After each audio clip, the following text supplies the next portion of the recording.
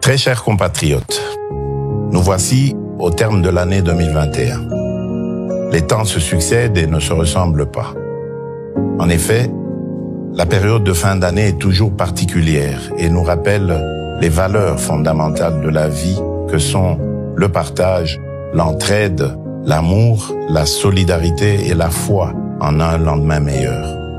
Il est vrai que le contexte continue d'être singulier, car la crise sanitaire qui nous avait durement touchés l'année dernière a de nouveau perturbé cette année qui tend à s'achever. Suite à cela, nous saisissons cette occasion pour présenter nos condoléances à toutes les familles qui ont été affectées par la perte d'un être cher. Dans certains cas, la distanciation sociale ainsi que les autres gestes barrières que nous vous recommandons encore vivement aujourd'hui nous ont émotionnellement, voire physiquement éloignés les uns des autres, limitant de manière considérable le rapprochement des familles. Les conflits persistants ainsi que les catastrophes naturelles parmi lesquelles l'éruption volcanique du Nyiragongo ou encore les inondations d'Uvira ont tout autant perturbé l'équilibre familial et communautaire. Nos pensées vont ainsi à tous les déplacés internes qui, contre leur gré, passeront ces fêtes loin de leurs proches ou dans un cadre de vie différent de celui auquel ils aspirent. Nous gardons une pensée pieuse pour toutes les victimes des tragiques naufrages ayant émaillé l'année 2021, tels que ceux de la Mongala et du Mai-Ndombe. Par ailleurs, la période des festivités est l'opportunité de regarder à ce verre à moitié plein et de partager de belles histoires.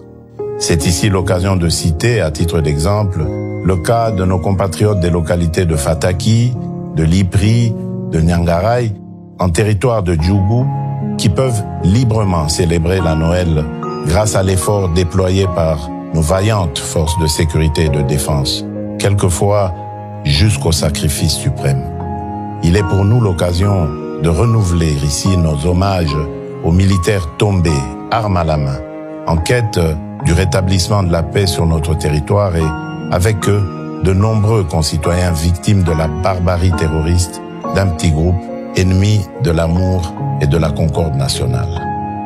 Nous n'oublions certainement pas le personnel médical qui a permis de tirer un trait définitif à la 13e épidémie d'Ebola dans le Nord Kivu et qui, aujourd'hui encore, expose sa vie pour sauver la nôtre contre la Covid-19. Leur travail nous permet de passer ces fêtes avec beaucoup plus de quiétude.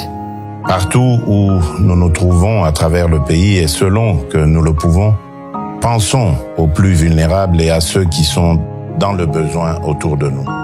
Conjuguons ainsi par ces actes notre plus grande et inaliénable richesse, à savoir la solidarité. Il est de notre devoir à tous, sans exception, où que nous soyons, de rendre beau et joyeux ce jour de la Nativité. Mais en même temps, de nous engager résolument en 2022 par le travail et la paix à faire de notre pays, la République démocratique du Congo, un pays plus beau qu'en 2021. Comme disent les Saintes Écritures, voici la journée que l'Éternel a faite. Qu'elle soit pour nous tous un sujet d'allégresse et de joie. Nous vous souhaitons une joyeuse fête de Noël. Ainsi qu'une bonne et heureuse année 2022. Que Dieu bénisse la République démocratique du Congo, son peuple et tous ceux qui l'ont choisi comme leur lieu de résidence.